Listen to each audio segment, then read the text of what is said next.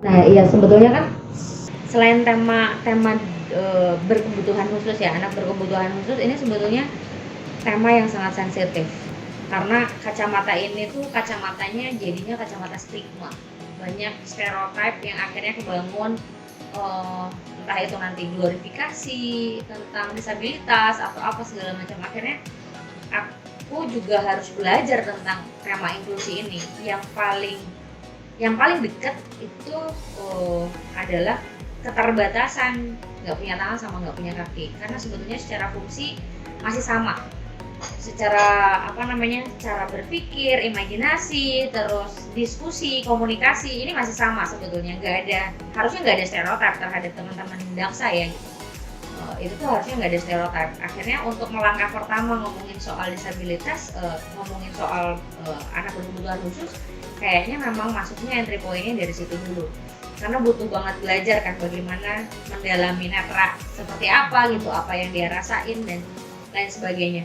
Positioningnya aku tuh sebagai filmmaker pengen banget menyuarakan bukan imajinasiku aja gitu untuk membuat film ini, tapi bagaimana apa sih sebetulnya yang pengen disuarakan dari teman-teman berkebutuhan khusus. Kebutuhan teman-teman difabel daksa ini sebetulnya lebih ke support system, bagaimana orang tua bisa hadir dan punya peran accept terhadap anak berkebutuhan khusus gitu. Karena dari situ mungkin ini kita bisa jadi inspiring.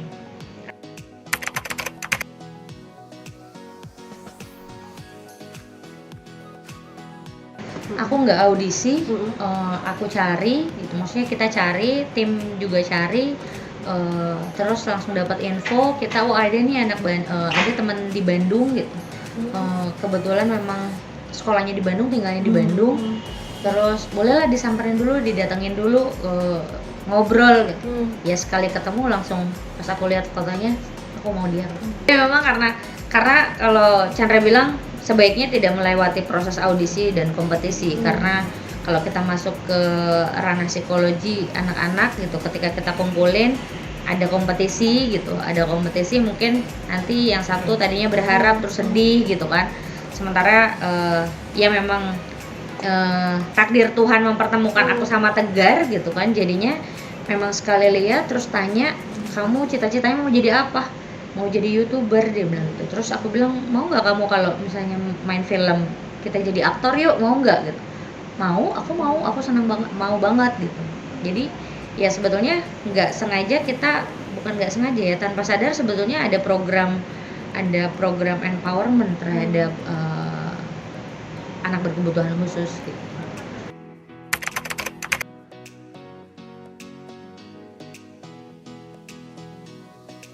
Pas dengar namanya Tegar, aku pikir ya udah ini judulnya Tegar, belum ada skrip, belum ada skenario belum ada. Iya. Jadi aku pikir, wow, namanya Tegar ya. Terus Tegar juga kan punya makna yang luar biasa gitu kan, sebagai filosofi Tegar gitu. Dan sangat universal, bukan cuma teman-teman berkebutuhan khusus yang membutuhkan ketegaran, kita juga butuh. Kita juga harus tegar.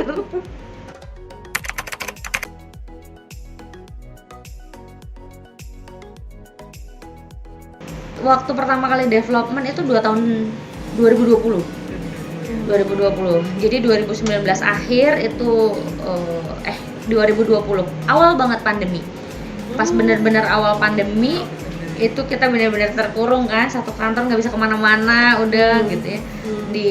Kita nyebut kantor nggak kantor sih, markas.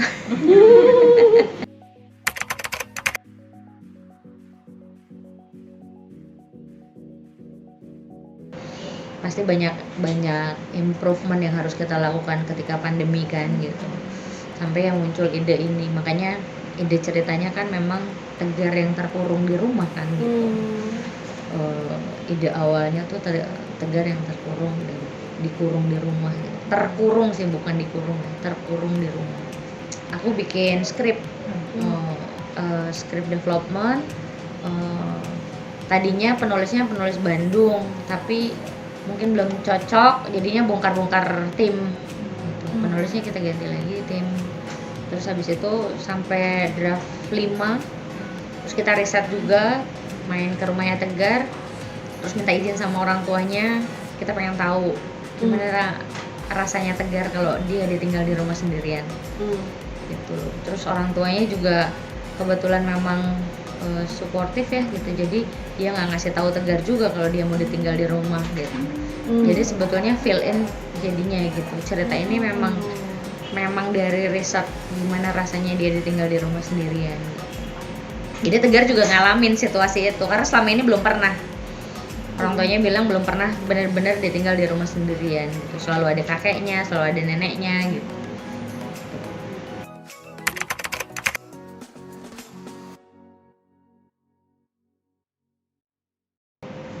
Terus kita latihan, jadi sebelum skripnya turun itu kita udah ngelatih dia lebih ke keaktoran. Jadi teatrikal, aktor dasar lah, keaktoran dasar gitu. Jadi sambil nunggu bikin skrip dia latihannya itu seminggu 3 kali, selama 3 bulan.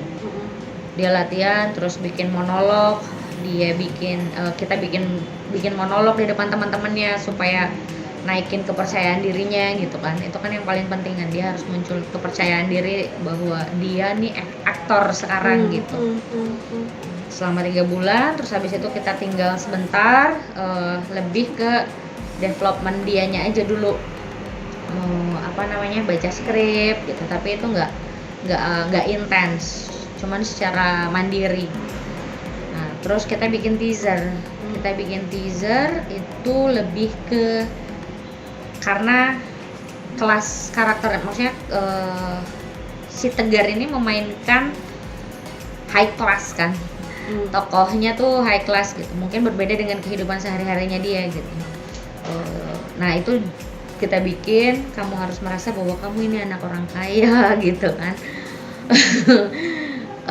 Yang memang biasanya punya pembantu gitu, terus apa-apa dilayanin gitu, yang memang bukan karakter aslinya Tegar kalau di film ini kan gitu.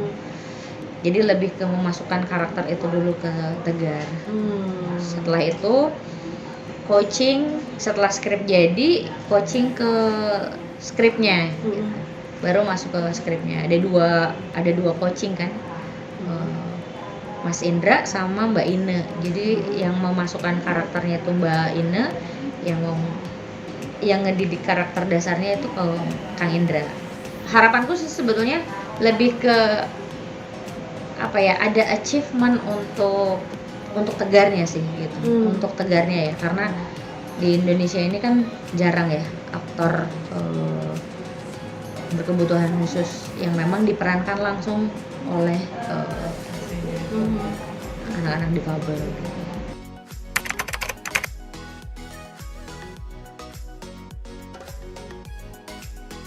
Menurutku akan sangat seksi, akan sangat menarik ketika mungkin gitu ya, ini yang butuh riset panjang lagi, ketika mungkin mengurusi teman-teman difabel ini menggunakan metode seni gitu.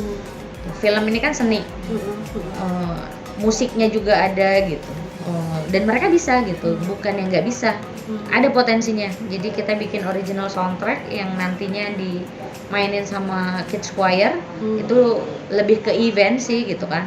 Nah, Kids Choir ini macam-macam, ada autis, ada netra, ada cerebral palsy, tapi mereka bisa untuk menyanyikan lagu original soundtrack.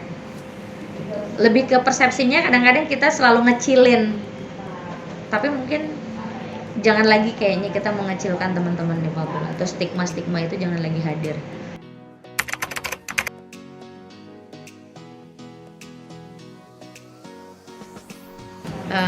Seorang anak yang menginginkan sekolah dan punya teman seperti anak-anak lain. Bagaimana dia berjuang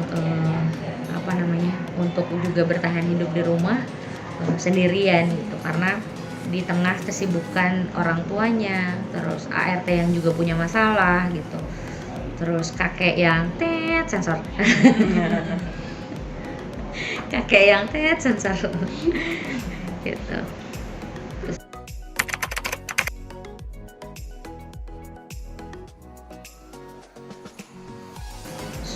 Syutingnya Februari tahun ini ya. Tahun ini. Sekarang Iya, tahun ini. Tahun ini ya. 3 minggu kalau syutingnya di Bandung. Di Bandung. Kalau syutingnya sih cepat.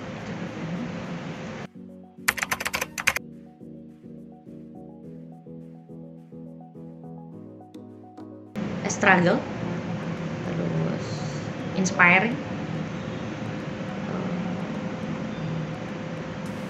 mimpi yang sederhana dari anak-anak.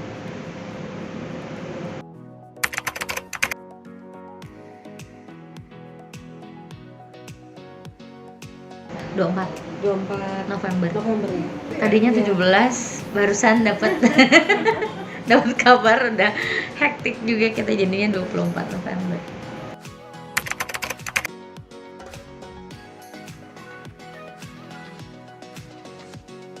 Besar harapan gitu ya, besar harapan film ini bisa ngasih pandangan baru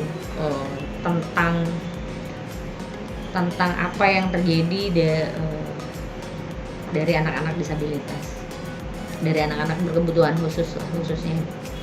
Dan film ini adalah film keluarga yang mungkin bisa sangat renyah dinikmati, untuk bisa juga sebagai satu semangat gitu ya, semangat orang tua